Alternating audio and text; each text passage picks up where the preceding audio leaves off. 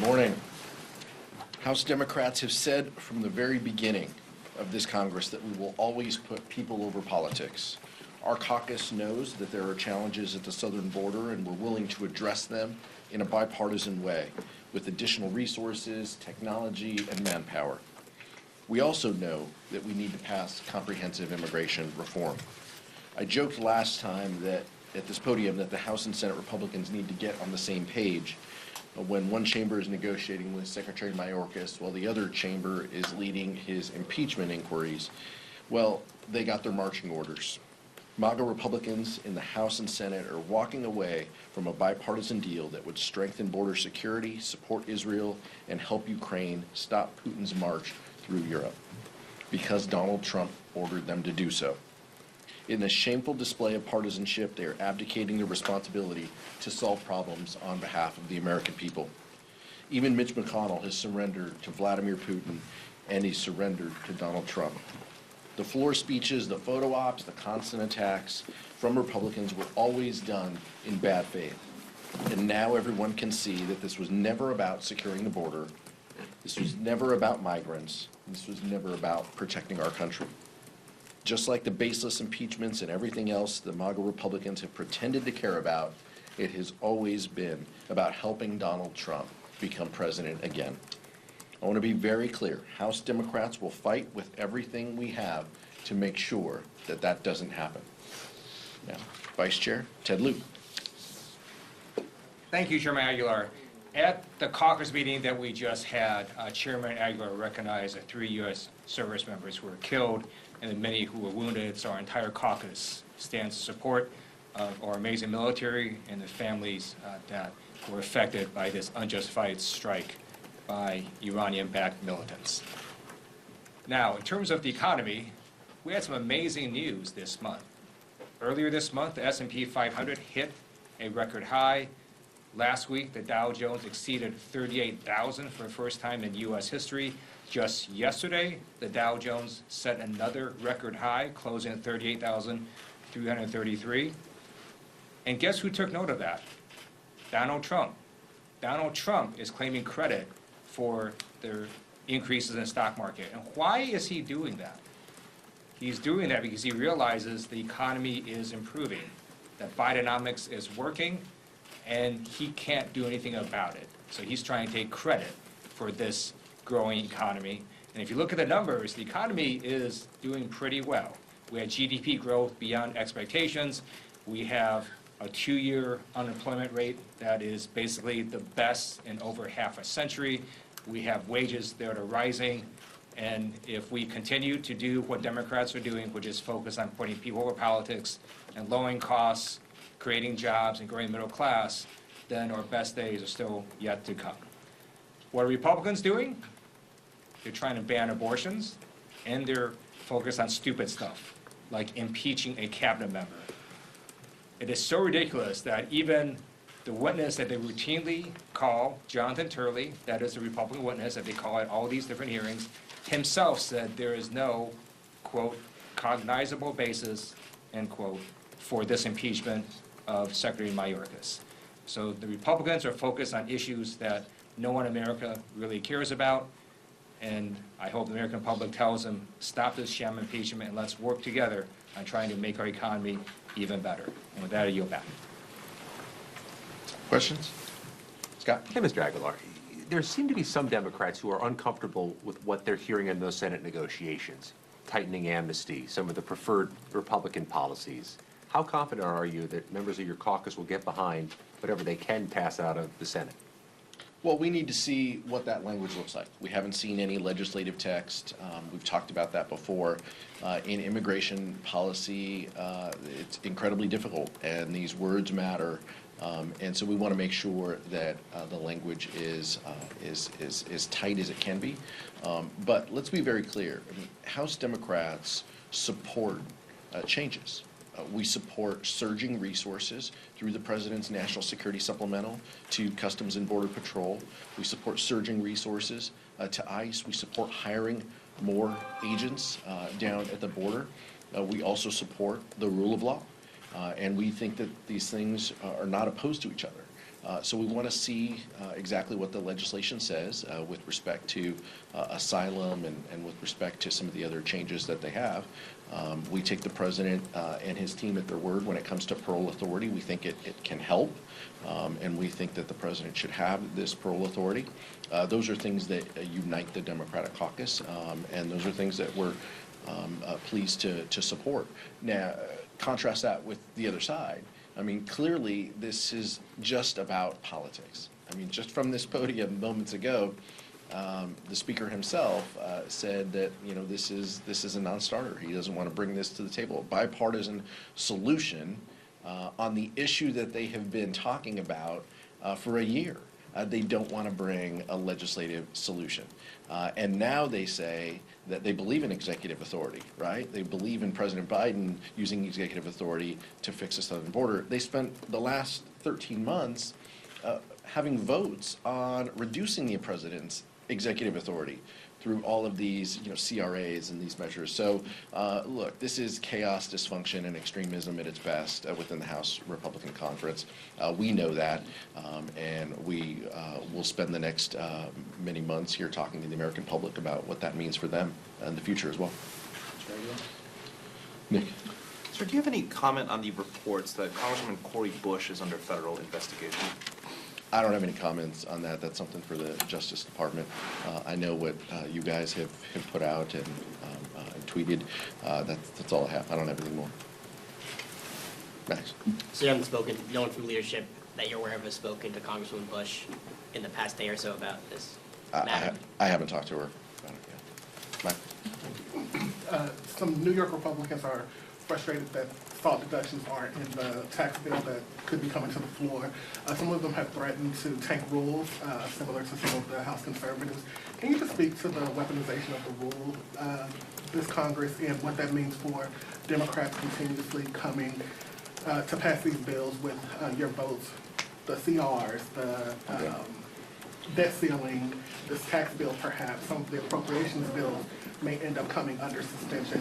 Can you just speak to the what that means that the majority can't pass these rules to get bills to the floor and are relying on minority votes to pass legislation? Yeah, I mean, it means chaos and dysfunction are the norm on the Republican side, and that anything that they want to do in a meaningful way is going to have 2/3 votes, which means Democrats are going to have to play an outsized role in providing votes to govern.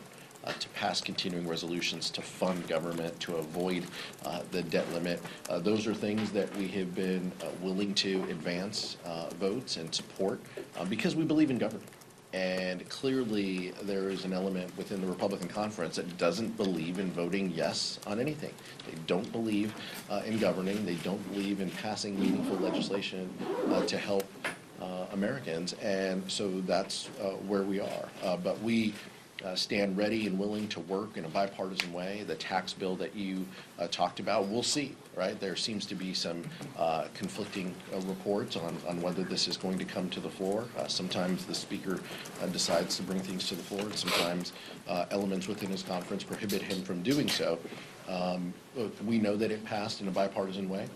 It's not the tax bill that we would have drawn up or the tax bill that we will draw when Chairman Neal is holding the gavel again, but this is something that it meaningfully advances the ball for families in this country, and that's why majority and most Democrats voted for it out of committee. We'll see if this comes up, but clearly this will be a suspension vote, and clearly this is going to be something that Democrats are relied upon in order to vote for if we want it to succeed.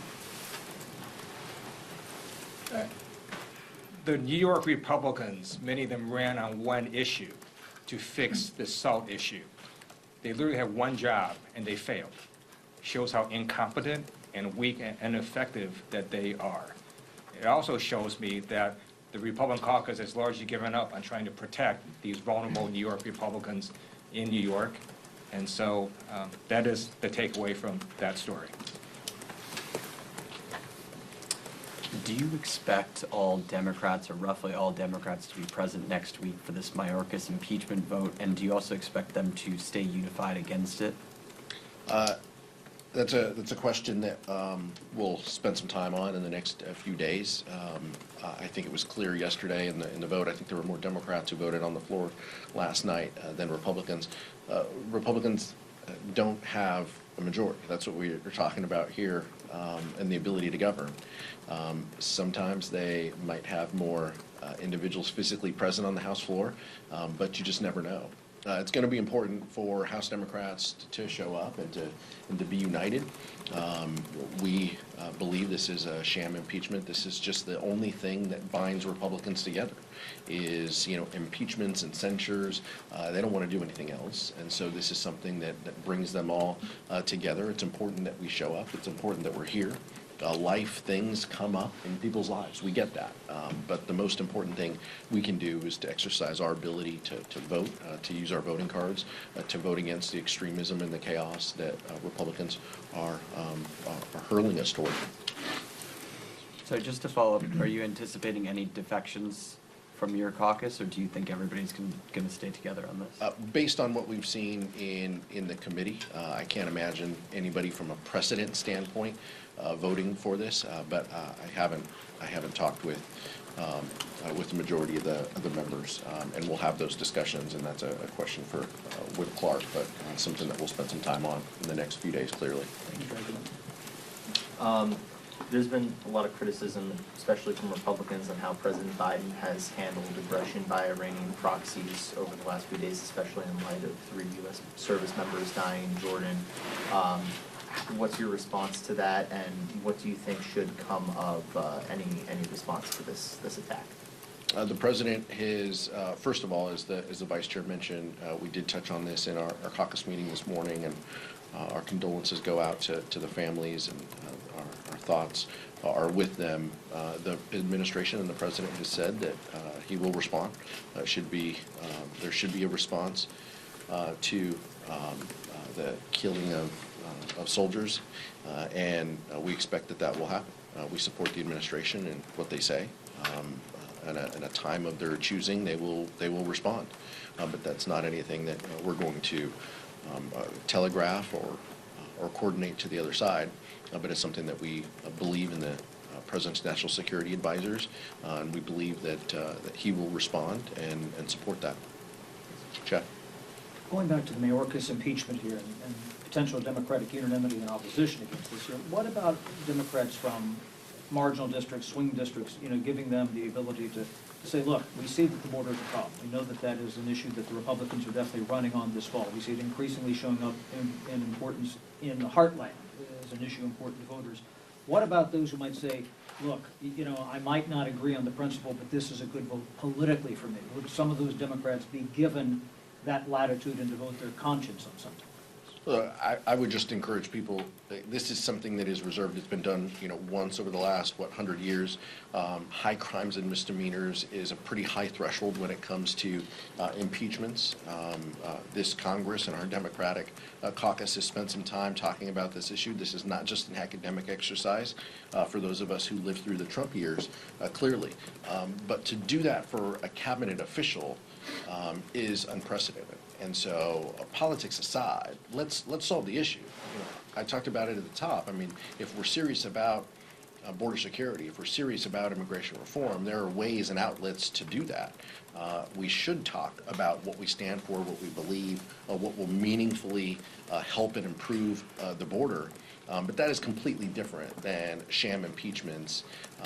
Again, this is done just from a political standpoint because Republicans don't have any solutions. House Republicans are paralyzed. They don't support bipartisan reform that's happening in the Senate. So this is the only thing that they can hang their hat on. This is the only thing that unites them related to the border.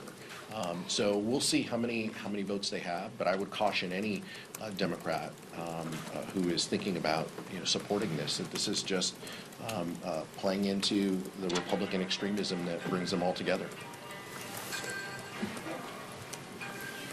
So what you said make it seem like the deal negotiated in the Senate is doomed. Is it? And if so, what happens to the Ukraine piece? Do you see a chance of passing that separately? Look, We don't know. There was an opportunity. The first act that the speaker himself did was to pair aid to Israel with dramatic cuts here in the House. He had an opportunity to advance Ukraine and Israel support, and he did not. Right now, I don't know what those prospects look like. The United States Senate seems to be, incapable of advancing that. And Mitch McConnell is listening to Donald Trump, and Donald Trump doesn't want to help Ukraine. So until House and Senate Republicans come back to reality, put our national security interests first, we're going to have some concerns, and we're going to have to work and do everything we can to make sure that we support the national security priorities that the administration has defined, which includes, Israel, which includes aid to Israel, and includes investments in our southern border. That's what we support, and that's what we stand ready to work with in a bipartisan way. It is completely absurd for a number of Republicans to be opposed to a bill they have not seen. How can you oppose something that you don't even know what is in the text? And what that tells me is they are not interested in governing. They're not interested in finding solutions. It is a chaotic, dysfunctional, extreme governing majority, and the American people are going to see that. Speaker Johnson mentioned that one of the details rumored in the Senate negotiations that he was opposing, and thus thinking that the bill would be dead on arrival, was a alleged 5,000 cap on crossings before the border was to be shut. Do you have any comments on that? Are you willing to consider quotas on illegal crossings? Look, we are willing to discuss substantive changes that help provide order at the border, that help our asylum process, that surge resources to Customs and Border Patrol and ICE to make sure that they have the resources to respond. Those are the things. There is no legislative text that is public that we've seen. I've seen some of the public reporting. Let's wait until we have this text and have a meaningful conversation. But also, just a reminder that, fleeing, using the asylum process is something that has been done time and time again. People are fleeing, these conditions, and they have a right to declare asylum at ports of entries and between ports of entries. Should it be done in a way that provides, order? Absolutely. And we are willing to engage and to have that conversation and to make sure that this is done in a safe and secure way. And we stand ready to work in a bipartisan way, which is the only way that border solutions will happen and immigration reform can happen, is done in a bipartisan way.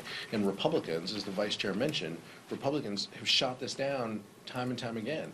They don't want to work in a bipartisan way. They don't want to govern. They don't want to provide solutions. They want this on the political side.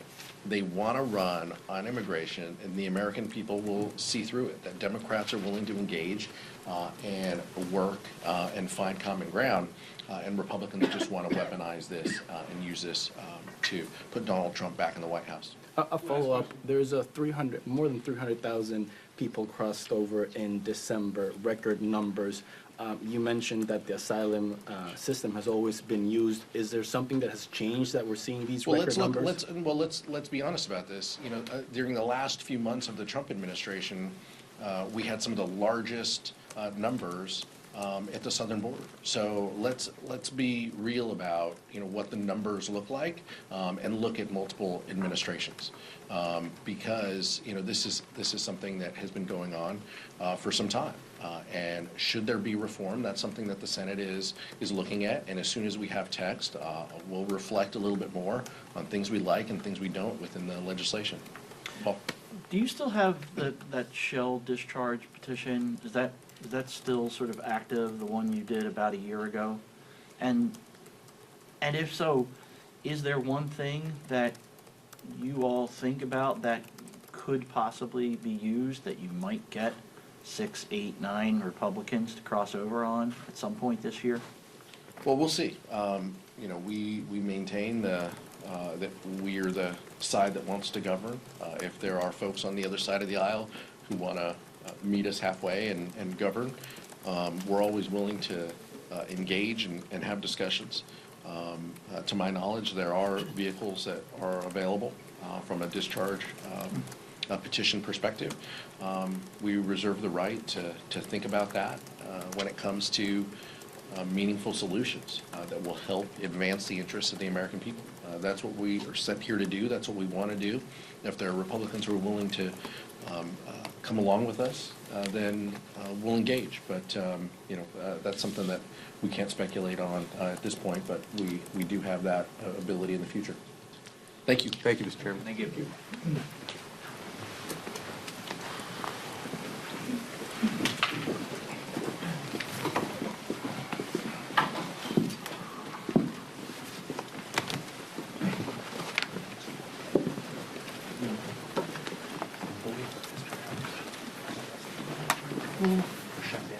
Kind of, Yeah, it's on. It's still out. Yeah, I was told that by somebody pretty senior here. Yeah. It was Carl. first one.